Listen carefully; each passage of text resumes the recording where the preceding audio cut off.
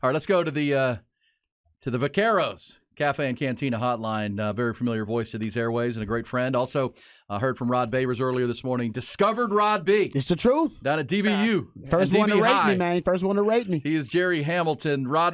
Gerry Hamilton, what was your original scouting report of Rod Babers at Houston Lamar? I'll tell you what's crazy about Rod Babers' recruitment is Jerome Sapp, obviously one of his good friends, was the big name, right? And then when you see Rod, you're like, woo, this guy can really, really run, man. I mean, like, that's the first thing you said, woo, this guy can really, really run. And the crazy thing about how talented Rod Babers was as a football player, he is just as talented as in what he does now. But as a football player, Bobby Bowden really only recruited the fastest guys in the country at that time in the defensive backfield. And Rod, you had Bobby Bowden went in home. Bobby Bowden wanted Rod Babers. Hey. And at that time, man, look, FSU was the school. Yep, they were DBU then. Football. Yeah, and primetime. Yeah, primetime. Yeah. So that's all you need to know about how talented Rod Babers was. He was fast enough that Bobby Bowden said, I'm coming to Houston, and he could be a starter in my secondary. If you want to know how fast Rod Babers was now. That's my awesome. Man Jerry. See, told you. Now, how did you not? I mean, for being such the Deion fan that you were, was you too far away for your mom or what? Yeah, it was a little far. And Jerry knows this too. It was R.C. Slocum. R.C. Slocum had a great line. He said, "Did have your mom and dad watched all your games?" And I was like, "They go to every game, and I want them to go to every game they can in college." He's like, "You better stay in the state." He said, "Don't leave the state." He didn't say go to A&M, Jerry. He said, "Don't leave the state." He just didn't know I was going to end up going to Mac. well, and at the time. You know, it's funny now to talk about the time.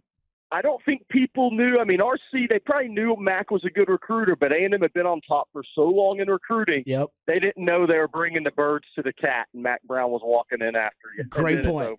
Great point. It's a great point. You're right about that. We didn't know. Well, and maybe there's something symbiotic there with Colin Simmons, because it did sound like late in the recruitment that Colin really liked LSU. Just like I'm sure Rod would go to bed at night thinking, man, I get to wear that Deion Sanders uniform. Oh, man. Prime time, his favorite. This wasn't an easy decision for Colin, I guess, would be the answer. And what ended up, you were at Duncanville High School yesterday, Jerry. What put the Longhorns over the goal line here?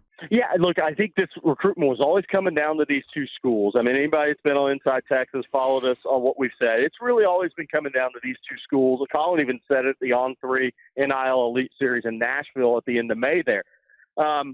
Close to home. Family, mom. Look, if family wants to stay in Texas, his little brother he's very, very close to. If that family wants to stay in the Dallas-Fort Worth area and live in the Dallas-Fort Worth area, then that's a 2.5, 3-hour drive, depending on what time you leave these days, right, from Dallas to Austin. But Baton Rouge is 6.5 hours away, a plane flight at times. It's a long drive. And I really think all that came into play pretty heavily. Speaking with Colin a number of times throughout his recruitment. And I'll say this for Texas fans out there wondering one thing. If people still underestimate how big the move to the SEC is, Colin Simmons isn't committed to Texas today if they're not moving to the SEC. Wow. This recruitment was always SEC. He was always going to go to the SEC. If you just look at his recruitment, he made multiple visits to Bama, Florida. He went out to Georgia. He made 6 trips to LSU throughout his recruitment, 6 to Texas as well. This recruitment was always headed to the SEC. Miami tried to make a run. Oregon tried to make a run. But, look, kids are going to go on visits. But this deal was an SEC recruitment. And if Texas was still in the Big 12, I don't think they have Colin Simmons committed right now. And that's not to diminish the great work that Steve Sarkisian, Jeff Banks, and the staff put in. But they were also hired for a reason, and there's also a reason Texas is going to the SEC. Because so many of these, and Rod knows this from when he went through recruiting, watching Florida State, when they were dominant in college football. These kids have grown up watching the SEC win every national championship, dominate the draft, and win all the awards. Mm-hmm. That's where kids are going to want to play. Yep. That's why Texas is a big part of why the move is being made. I mean, and A&M has lost their built-in recruiting advantage through that against Texas. I believe this could have come down to LSU and A&M with Texas the number 3 school had they not been moving to the SEC. So you put it all together, and Sark it was very popular with Colin's mom. She talked to me about it. We have an interview up on Inside Texas, how much she loves Steve Sarkisian. So Jeff Banks has done a great job along I-20 repairing. He had a lot of repair work to do, him and Sark did after the last coaching staff. So they've repaired that in the Dallas-Fort Worth area. Now they have momentum. I mean, and then you look at it. Kelvin Banks came into Texas as the left tackle that Texas hasn't had in a while. I mean, it's been, how many years has it been since Texas had a first-round pick on the offensive line? I believe it's close to 20, between 15 and 20, yeah. Now Kelvin Banks can see him being that, going to Texas, being that left tackle, being that first-round, being a new trailblazer of sorts. That's what Colin Simmons is going to be for Texas at the edge position. He's a dynamic guy, Rod. I don't know if you've broken down film on him. I'd love to hear your thoughts on him, but there aren't many better guys as a natural pass rusher. Now, he's got to get bigger, stronger, play against the run. People are going to go at him. That's the best way you attack a guy like Colin Simmons, but just pure edge rush ability. There ain't better in the country than him in this class. Oh, that's interesting. And would you say the same about, he wouldn't be coming here without the SEC move? Would you say the same about Arch Manning and Anthony Hill last year? I think there's some truth in that. Yeah. I mean, if you look at Anthony Hill's recruitment, it comes down to A&M, Texas, Oklahoma. He wasn't going to go far from home. But again, that knowing that Texas is making that move, I think is very impactful. Look, none of the Mannings have played outside the SEC. Sure. Yeah. Good point. Archie Ole Miss, Peyton, Tennessee, Eli Ole Miss. Yeah, I think it helps. Now, Steve Sarkisian, they'd have been right there with Arch Manning because he's got a great quarterback resume. He's a great quarterback developer. A.J. Milwee did a great job with that, and Arch really likes the University of Texas and being able to be a student athlete in a major city like Austin. So he can kind of get away a little bit from the football player. But yeah, I mean, it's a big help. I mean, the Mannings are an SEC family. Yeah. So maybe Arch would have broke the mold, but maybe he wouldn't have because Cooper went to Ole Miss too. Yeah, that's interesting. That's true. Yeah, that's a great point. I think because Texas fans are, with all this latest wave of realignment, Texas fans are still talking about, well, maybe we should have gotten USC and UCLA. But your point is spot on. That this was for more than just the money of the SEC. It's for recruiting. It's to play and recruit the biggest. What do you got, Rod? Hey, yeah, go ahead, Rod. No, finish up, Jerry. I want to hear your thoughts. Finish up. Yeah. So just think about this move to the SEC and what this has done for Texas recruiting. They have 5 guys from the state of Florida. 2 in the last class, 3 committed in this class. Yeah. 5. Texas hadn't signed 5 players from Florida since I've been following this. Okay? These guys, the SEC move is huge. Texas has now they signed a defensive lineman out of Mississippi in high school, Aaron Bryant. Justice Finkley out of Alabama, right? They're in the game in Georgia. That's a tough state to go win right now because Georgia's the best team in college football, and Dabo's right there, and Nick's still in Tuscaloosa. That is a hard state to win in right now.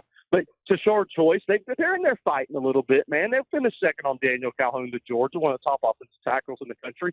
You aren't doing all this without the move to the SEC. And I'll throw another one out for you, how important this is for Texas recruiting. And I'm just letting Texas fans know what's ahead of them, all these battles in future years. Brandon Baker, the 5-star offensive tackle out of Mater Dei in California. He visited Georgia. He visited Texas officially. These kids like that. They've grown up SEC too. And I'm not saying he's not going to end up at Oregon, Big Ten Oregon, or Ohio State in the Big Ten.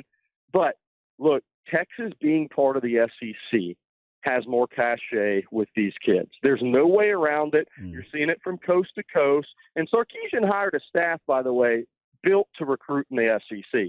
Bo Davis, Jeff Banks, Kyle Flood, all these guys on that staff have a lot of experience recruiting in the SEC states. Hey, Jerry, when's the last time, as you've been following recruiting here for a long time, that you had a defensive edge prospect of the ilk of Colin Simmons, or have they ever? I mean, I got to go back to Corey Redding maybe, but is that what we're talking about? Well, it's a very interesting question. We've had that one a lot, and I would say, it's interesting because Sergio Kendall was a running back linebacker, right? But those of us in the business knew he was probably going to end up as a defensive end long term. Talent-wise, he wasn't rated as high, but Brian Arakpo had a lot of that juice naturally as a pass rusher.